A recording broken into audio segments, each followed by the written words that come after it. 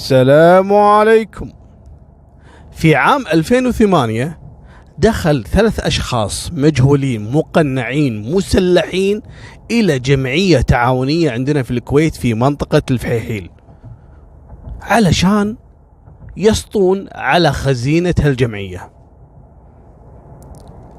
الغريب في الموضوع أن حادثة السطو عندنا في الكويت ترى نادرا ما تحصل، فإذا حصلت وخصوصا إذا كان البلاغ عن سطو مسلح فهذه تعتبر عندنا من الجرائم اللي لازم يتم فيها استنفار جميع الأجهزة الأمنية.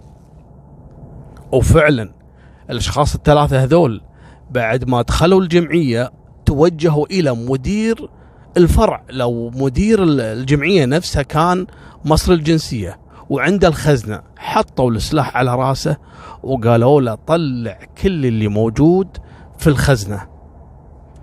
كانت الحصيلة أيامها 26,000 دينار كويتي، حطهم لهم في أكياس وخذوها وطلعوا من الجمعية ولا أحد قدر يوقفهم ولا يتكلم معاهم بكل سهولة.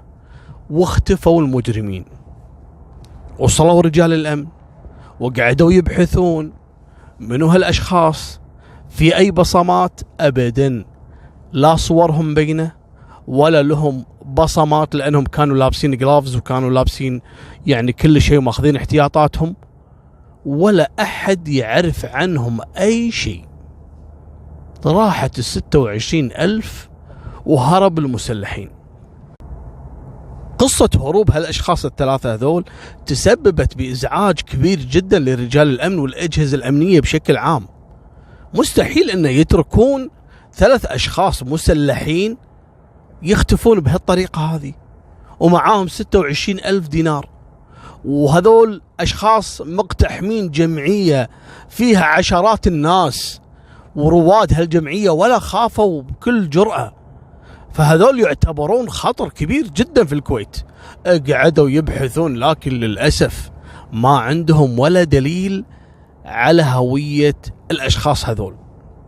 كل يوم الثاني مستدعين مدير السوق المصري، تعال شنو مواصفاتهم، شلون يتكلمون، عطنا قياساتهم، الطول والاحجام، متين ضعيف قصير طويل اسمر ابيض، عطنا اي شيء نقدر نوصل لهم. اعجزوا رجال الامن. الكاشير المصري او المدير الصندوق المصري قال لهم معلومة كانت يعني هي الخيط الوحيد اللي يملكونه رجال الامن.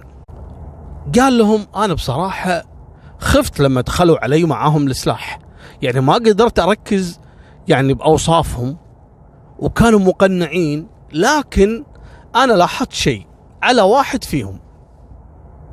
قالوا له شنو؟ قال هذا الوحيد اللي ضعيف وقصير حيل، لكن بين إن هذا كبير بالعمر، يعني قصره وطوله هذا مو لأنه هو عمره صغير، لا هو كبير بالعمر لكن صغير البنية.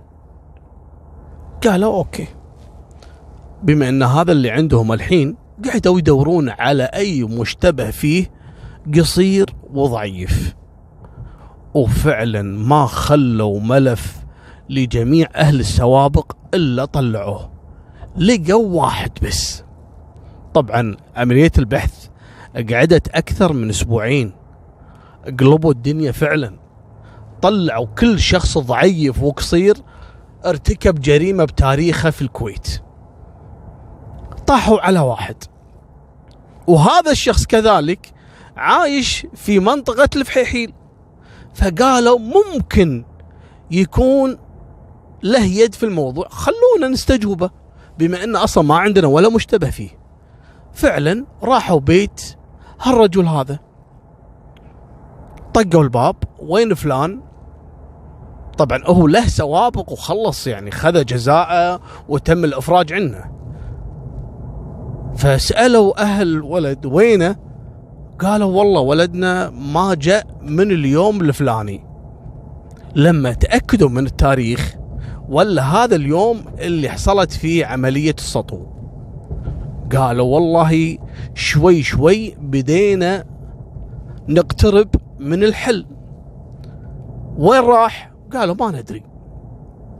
قعدوا يبحثون عن الولد، يدورون عليه، ما خلوا مستشفى، ما خلوا مركز شرطة، ما خلوا مكان اللي دوروه أبدا. فص ملح وذاب.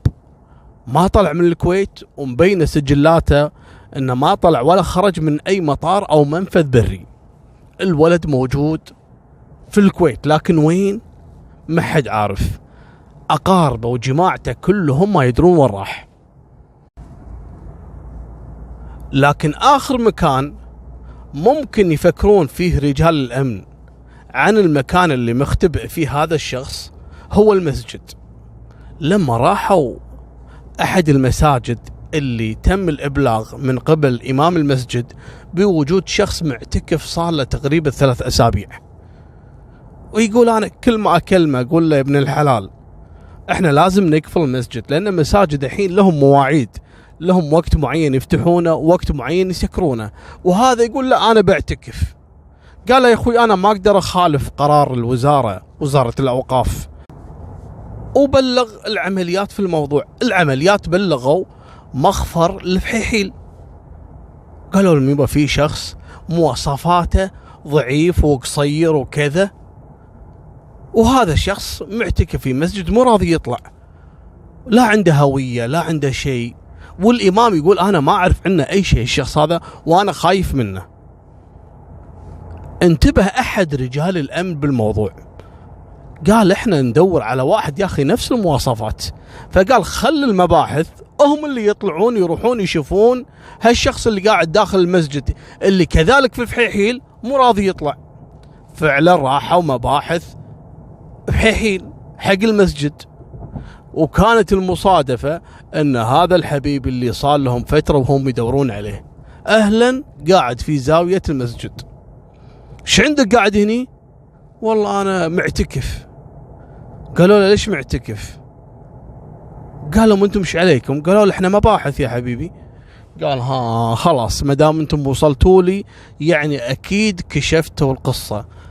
قالوا له حلو اعترف من الاخر. الرجال يقول اني انا بعد ما نفذت عملية السطو واخذت المبالغ اخذت نص المبلغ كربح لي وعطيت حق اصدقائي النص الثاني، فاخذت الفلوس وصرفت فيها على ملذات الدنيا وعلى الخرابيط وكذا. وصراحة بعد ما خلصت الفلوس على الحرام ضميري قام يأنبني، وجيت المسجد هني علشان اعتكف واغسل نفسي من الذنوب اللي سويتها. يا سلام، بهالسهولة تروح تبوق الناس وتروح المسجد تعتكف. المهم ألقوا القبض عليه وحولوه إلى مركز الشرطة وبالتحقيق معاه، واعترف على شركاء الاثنين جميعهم طبعا مواطنين، وتم إحالتهم للمحاكمة بعد ما اعترفوا وسلموا الأسلحة اللي عندهم، وتم استرداد جزء من المبلغ اللي تبقى ما انصرف، وتم الحكم عليهم بالسجن لمدة 15 سنة. طبعا افرج عنهم اعتقد قبل سنوات قليلة بعد ما اتموا الحكم اللي عليهم. وهني انتهت سالفتنا اليوم. ولا تنسون اللي عنده اي قصة يحب يزودني فيها انا موجود ان شاء الله على تواصل معاكم على الايميل اسفل الفيديو. فمان الله، مع السلامة.